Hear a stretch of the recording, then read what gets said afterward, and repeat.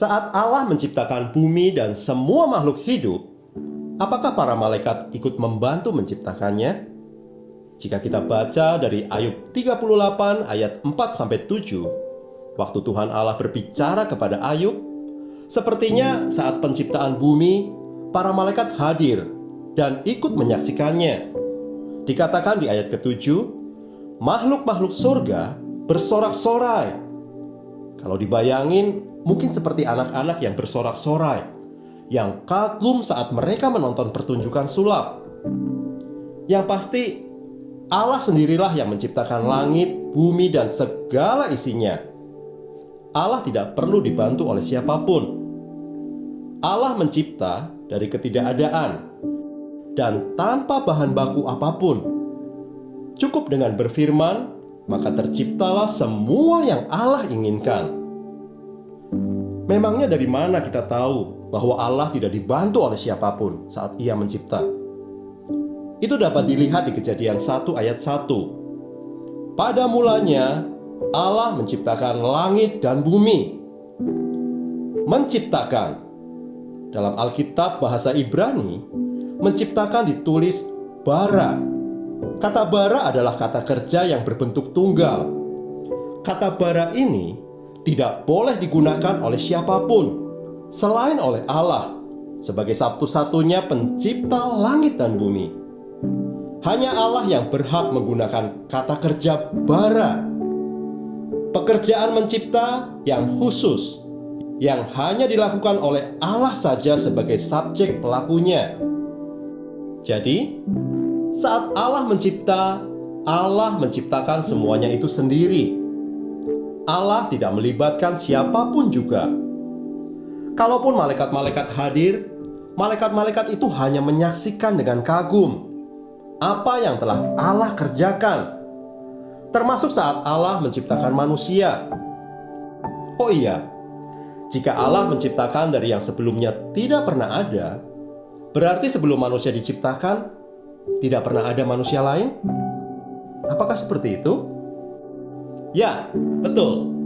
Saat Adam dicipta, dia adalah manusia pertama yang Allah ciptakan di bumi ini. Jadi jelas, manusia bukan berasal dari monyet yang berevolusi, seperti teori yang dikatakan oleh Darwin. Sejak awal, manusia dicipta sebagai manusia. Manusia dicipta menurut gambar dan rupa Allah. Manusia dicipta dari debu tanah yang dihembusi oleh nafas hidup. Jika kita membaca Alkitab berbahasa Ibrani di Kejadian 1 ayat 1, dari tata bahasa Ibraninya terlihat tentang keesaan sekaligus kejamakan Allah. Loh, kok bisa? Allah yang esa tapi kok jamak? Sebutan Allah dalam Alkitab berbahasa Ibrani tertulis Elohim. Dalam bahasa Ibrani, Elohim adalah kata benda yang berbentuk jamak. Bentuk tunggalnya adalah Eloah. Aturan dalam tata bahasa Ibrani, jika kata kerjanya berbentuk tunggal seperti bara, maka kata benda sebagai pelakunya juga harus berbentuk tunggal, Eloah.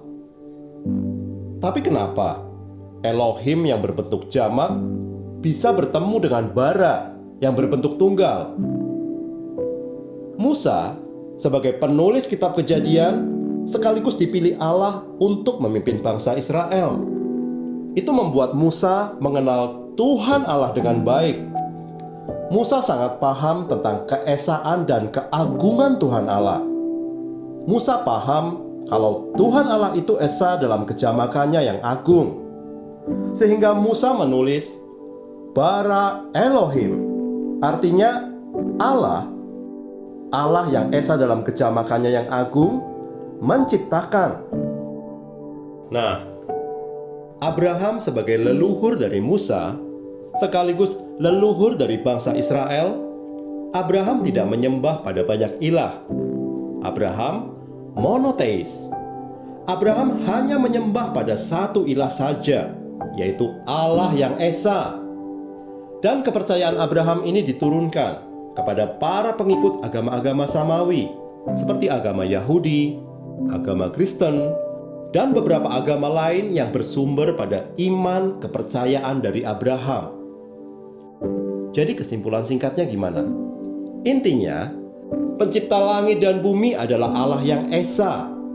Dialah Allah yang disembah oleh Abraham, Ishak, dan Yakub. Allah yang ditulis oleh Musa di dalam Kejadian 1 ayat 1. Allah yang esa bukan Allah yang satu, yang cuma satu, seperti sebuah batu. Allah yang esa adalah Allah yang satu, satu kesatuan, unity, dalam keagungannya. Allah yang satu dengan firman dan nafas kuasanya. Mazmur 33 ayat 6, oleh firman Tuhan, langit telah dijadikan. Oleh nafas dari mulutnya, segala tentaranya. Allah Sang Pencipta adalah Allah yang jamak dalam keesaannya.